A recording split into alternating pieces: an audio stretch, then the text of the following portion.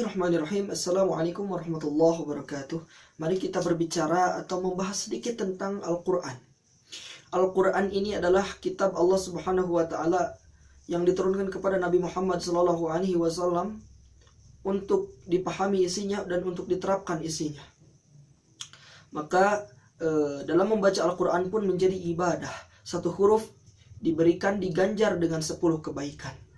Apalagi beberapa huruf, apalagi orang yang menghafal Al-Quran yang terus mengulang ayat-ayat Allah, berapa huruf yang telah dia ulang, maka begitu banyak kebaikan. Itulah karunia Allah Subhanahu wa Ta'ala. Tapi tidak dapat kita pungkiri bahwa dengan Al-Quran ini ada orang yang selamat, diberi syafaat oleh Al-Quran, dan juga ada yang dilaknat oleh Al-Quran. Yakni yang selamat, yang ketika seseorang itu memegang teguh kepada Al-Quran dan mengamalkannya, isi-isi daripada Al-Quran tersebut, hukum-hukum daripada Al-Quran tersebut. Dan yang dilaknat oleh Al-Quran, yakni orang yang mana orang tersebut mengabaikan atau meninggalkan perintah-perintah daripada Al-Quran dan melarang perintah-perintah daripada Al-Quran. Sebagai firman Allah Subhanahu wa Ta'ala dalam Quran surat Fatir, maka disebutkan a'udzu billahi minasyaitonir rajim. Bismillahirrahmanirrahim. Thumma awrasnal kitaba alladzina astafaina min ibadina faminhum zalimun li nafsihi wa minhum muqtasid wa minhum sabiqun bil khairat. Al-ayah. Kata Allah Subhanahu wa Ta'ala kemudian thumma awrasnal kitaba, kemudian kami wariskan Alkitab, yakni Al-Quran ini, alladzina astafaina min ibadina, kepada hamba-hamba kami, yakni di antara mereka hamba-hamba Allah tersebut ada faminhum zalimun li nafsihi, ada orang yang zalim terhadap dirinya sendiri, ada orang yang muqtasid, yakni orang yang pertengahan, dan ada juga orang sabiqum bil khairat, yakni yang berlomba-lomba untuk meraih kebaikan daripada Al-Quran tersebut. Maka ada tiga golongan yang Allah wariskan Al-Quran itu kepada umat Nabi Muhammad SAW. Ada orang yang pertama, yakni zalimun li nafsih, zalim kepada dirinya sendiri. Apa itu zalim? Zalim itu adalah lawan kata daripada adil. Ada adil, ada zalim. Maka jika adil adalah menetapkan sesuatu pada tempatnya, maka zalim adalah kebalikannya, adalah tidak menempatkan sesuatu kepada tempatnya. Itulah zalim. Yakni seperti apakah orang yang zalimul li nafsih tersebut? Ketika orang itu tahu ayat-ayat Al-Quran, bahwa dalam Al-Quran aqimis shalah wa itaiz zakah, maka dia meninggalkan salat. Itulah orang yang zalim. Orang-orang yang tahu hukum-hukum Al-Quran tapi tidak diterapkan di dalam kehidupannya sehari-hari. Ketika seorang pemimpin, dia tahu bahwa kewajiban seorang pemimpin itu adalah menerapkan hukum-hukum Allah, menerapkan hukum-hukum Islam. Sebagaimana pezina itu harus dicambuk jika pezinahnya ghair muhsan, harus dicambuk dan juga dipisahkan. Maka itu wajib diterapkan oleh seorang pemimpin yang mempunyai kepemimpinannya, yang mempunyai kawasan kepemimpinannya, yang mempunyai jabatan.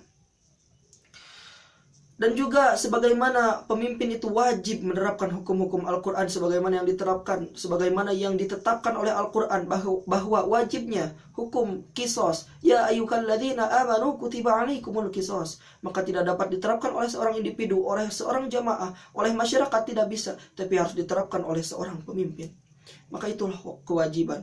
Jika ada seorang pemimpin yang tahu ayat-ayat Al-Quran, hukum-hukum Al-Quran, tapi tidak diterapkan, tidak ditempatkan sebagaimana mestinya, maka itu adalah termasuk zalimul li nafsih. Ada yang kedua, yaitu faminhum muqtasid.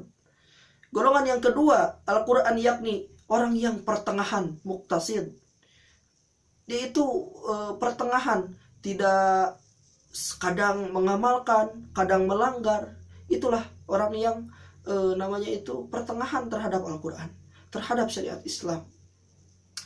Dan ada juga yang ketiga, sabiqum bil khairat, yakni orang-orang yang berlomba-lomba dalam mengejar kebaikan, sebagaimana ini yang dicontohkan oleh para sahabat Rasulullah SAW.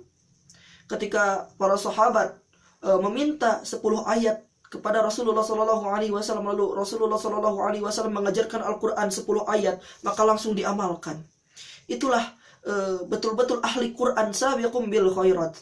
Maka di dalam tafsir Ibnu Katsir itu dijelaskan dengan panjang lebar terkait hadis ini. Maka ada 3 golongan. Ada 3 golongan. Yang pertama, orang yang zalimul li nafsih ini di akhirat nanti akan dihisab dulu, akan dimasukkan ke dalam neraka dulu, akan dibersihkan dulu dosa-dosanya. Dan kita tidak tahu berapa lama orang ini dibersihkan dosa-dosanya. Dan yang kedua, faminhum muqtasid. Orang ini sama akan dihisab dulu. Dan yang ketiga, sabiqum bil khairat. Di dalam tafsir tersebut, maka sabiqum bil khairat ini akan masuk ke dalam surga tanpa hisab. Maka kita itu akan milih menjadi yang mana? Akankah kita yang zalimul li nafsih? Akankah kita menjadi orang yang muqtasid? Apakah kita itu akan yang menjadi orang yang sabiqum bil khairat? Maka untuk kita semua, kita wajib memilih sabiqum bil khairat dengan sepenuh tenaga kita. Kita hafalkan Al-Quran, kita pahami isi-isi Al-Quran, dan terapkan dalam kehidupan sehari-hari. Maka insya Allah dengan sekuat tenaga, kita mengamalkan Al-Quran, kita menjalankan Al-Quran, hukum-hukum Islam yang lain, maka disitulah insya Allah kita akan menjadi sabiqum bil khairat. Jangan sampai kita ingin menjadi seperti zalimul li nafsih. Zalimul li nafsih juga faminhum muqtasid yang pertengahan. Maka kita harus berada di sabiqum bil khairat. Karena apa? Karena kita tidak tahu jika kita disiksa dulu di dalam api neraka. Dengan dosa-dosa kita, dengan dosa-dosa kita yang kita bawa, kita tidak akan tahu berapa lama kita disiksa di dalam api neraka. Yang mana sangat mengerikan, sangat menyedihkan. Bahkan 1 hari di akhirat itu sama dengan 1000 tahun di dunia. Jika kita saja kelak tidak sholat, maka akan disiksa beberapa tahun di akhirat. Akan disiksa beberapa puluh tahun di akhirat. Na'udzubillahi min dzalik. Kita jangan termasuk kepada orang yang seperti itu. Maka kita usahakan, kita menghafal, menerjemahkan Al-Quran juga, mengamalkan Al-Quran dengan sekuat tenaga kita, agar kita menjadi sabiqum bil khairat.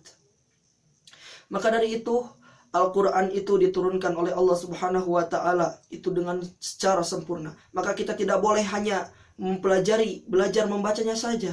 Kita tidak boleh hanya membatasi untuk menghafalnya saja. Kita tidak boleh hanya membatasi untuk menerjemahkannya saja. Maka harus satu paket. Yang pertama, belajar membaca Al-Quran tersebut. Yang kedua, belajar daripada memahami isi-isi Al-Quran tersebut. Sudah banyak ilmu-ilmu tafsir, kitab-kitab tafsir yang disusun oleh para ulama dari turun-temurun. Maka kita itu baca, kita pahami hal tersebut. Dan juga kita wajib mendakwahkan Al-Quran tersebut. Jika Al-Quran itu masih belum diterapkan di dalam kehidupan sehari-hari, baik di dalam kehidupan individu, ataupun di dalam kehidupan masyarakat, ataupun di dalam kehidupan bernegara, maka kita wajib mendakwahkan Al-Quran tersebut. Maka satu paket, kita harus belajar membacanya dengan tajwid, dengan tartil yang betul, sebagaimana yang disebutkan di dalam Quran surat Muzammil ayat 4. Auzid 'alaihi warattilil Qur'ana tartila. Maka harus membaca dengan tartil. Kata Imam Ali karamallahu wajhah, tartil itu adalah tajwidul huruf wa ma'rifatul wuquf, yakni membaguskan, memperindah huruf-huruf dengan sifat makhraj, dan yang lainnya wa ma'rifatul wuquf, dan mengenal tempat-tempat waqaf, agar kita tidak salah dalam mengartikan Al-Quran. Dan juga wajib kita memahami Al-Quran dan menerapkannya di dalam kehidupan sehari-hari. Jika belum diterapkan, maka kita wajib mendakwahkan Al-Quran tersebut. Maka dari itu, selayaknya kita muslim yang sejati, memegang akidah yang benar, mengimani kepada Al-Quran yang benar, yang mana arti iman itu tasdiqu biqalbi wa iqraru bil lisan wal amalu bil arkan, yakni diucapkan, diyakini dengan hati, dibenarkan dengan hati, diikrarkan, diucapkan dengan lisan, dan diamalkan dengan amal perbuatan. Maka begitu juga kita mengimani Al-Quran harus memenuhi 3 aspek tadi, yakni harus mendakwahkan, harus bisa mendakwahkan dan menerapkan Al-Quran itu di dalam kehidupan kita sehari-hari.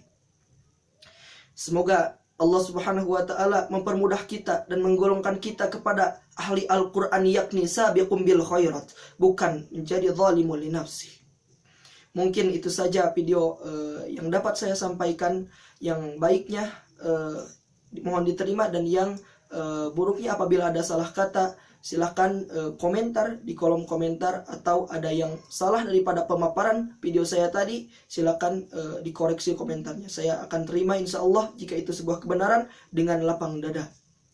Semoga Allah Subhanahu wa Ta'ala mengistiqomahkan kita di dalam jalan kebaikan terus menerus, dan juga digolongkan kepada golongan-golongan yang selamat, yakni kepada ahli Quran yang benar-benar, yakni sabiqum bil khairat, yang mana yang berlomba-lomba dalam kebaikan, yakni dalam mengamalkan Al-Quran. Wassalamualaikum warahmatullahi wabarakatuh.